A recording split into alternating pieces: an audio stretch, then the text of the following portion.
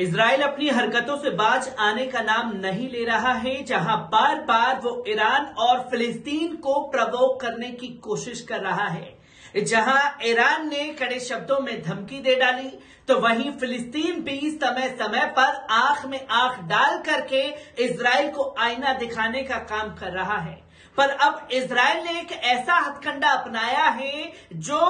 खासतौर पर ईरान और फिलिस्तीन के समर्थन में बात कर रहे हैं, उन लोगों को उकसाने की कोशिश कर रहा है।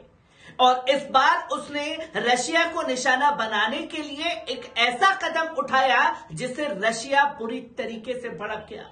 और साफ शब्दों में इजराइल के प्रधानमंत्री बेंजामिन नेतन्याहू को धमकी दी गई है रशिया की तरफ से कि आप अपनी हरकतों से बाज आए, वरना आपको इसका अंजाम भुगतना पड़ेगा।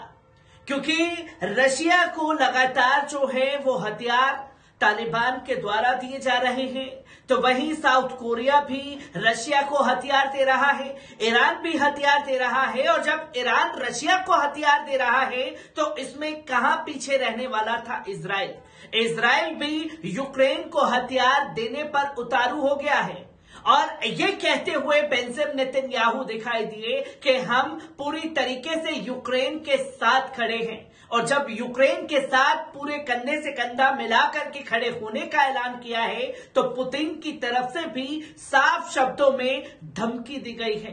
क्या कुछ कहा गया है रशिया की तरफ से और किस तरीके से ये कंट्रोवर्सीज आगे चल के अंजाम लेने वाली है, एक बार इस रिपोर्ट पर नजर डालते हैं।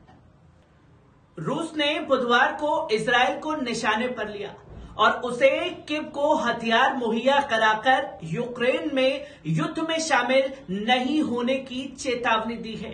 और दावा किया कि इस तरह के कदम से इस संकट में और वृद्धि होगी। हम कहते हैं कि हथियारों की आपूर्ति करने वाले सभी देशों को यह समझना चाहिए कि हम इन्हें रूस के सशस्त्र बलों के लिए वैध लक्ष्य मानेंगे। द टाइम्स ऑफ इजराइल की एक रिपोर्ट के अनुसार रूसी विदेश मंत्रालय की प्रवक्ता मारिया जाखरोवा ने कहा कि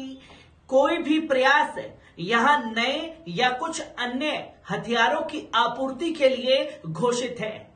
नेतृत्व और इस संकट को बढ़ाएगा। उन्होंने साफ तौर पर कहा और सभी को इसके बारे में पता होना चाहिए। जाखरोवा ने एक टिप्पणी में एक दिन बाद आई जब इजराइल के प्रधानमंत्री बेंजामिन नेतन्याहू ने कहा कि वे यूक्रेन को सिर्फ मानवीय सहायता से अधिक की आपूर्ति करने पर विचार कर रहे हैं। एक ऐसा कदम जो युद्ध पर इजराइल की पिछली स्थिति को उल्टा देगा। नेतन्याहू ने मंगलवार को CNN को बताया कि वे मानवीय सहायता के अलावा यूक्रेन को अन्य प्रकार की सहायता प्रदान करने पर देख रहे हैं।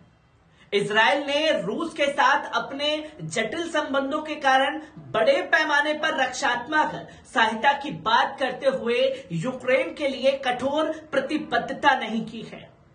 हालांकि ईरान के साथ मॉस्को के बढ़ते संबंध, जिसने रूस को यूक्रेन में अपने युद्ध के प्रयास के लिए ड्रोन प्रदान किए हैं, यरूशलेम को बदलने के लिए प्रेरित कर सकता है। इसकी धुन पर नेतन्याहू ने टिप्पणी पिछले हफ्ते इजराइल के रक्षा मंत्रालय के प्रवक्ता द्वारा दिए गए एक बयान के बाद दी थी,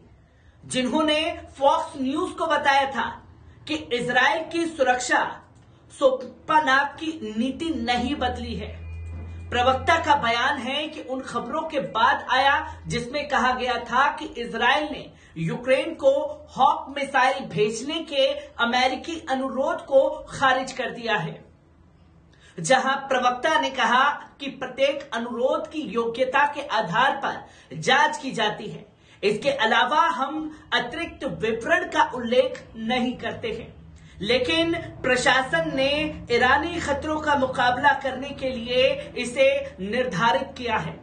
और फारसी राष्ट्र के साथ रूस की बढ़ती साझेदारी का मतलब हो सकता है कि इजराइल अंत में हथियारों के साथ यूक्रेन को वापस लेने का फैसला करे। यहां नेतन्याहू ने यह भी कहा कि अगर अमेरिका के साथ साथ रूस और यूक्रेन दोनों ने उन्हें भूमिका निभाने के लिए कहा तो उन्हें मध्यस्थता के रूप में सेवा करने में कोई आपत्ति नहीं होगी। बुधवार को रूस की चेतावनी न केवल इजराइल के लिए निर्देशित थी, इस सप्ताह फ्रांस के राष्ट्रपति इमैनुएल मैक्रों को भी चेताना था, जहां इमैनुएल मैक्रों की टिप्पणियों की ज़ाखरोवा द्वारा निंदा करने के बाद फ्रांस को भी कुछ उंगली उठानी पड़ी, जब उन्होंने कहा कि यूक्रेन को युद्धक विमान भेजना तालिका से बाहर नहीं था। क्रेमलिन के प्रवक्ता दिमित्री पेस्कोव ने बुधवार को नाटो के संपूर्ण सैन्य बुनियादी ढांचे पर रूस के खिलाफ काम करने का आरोप लगाया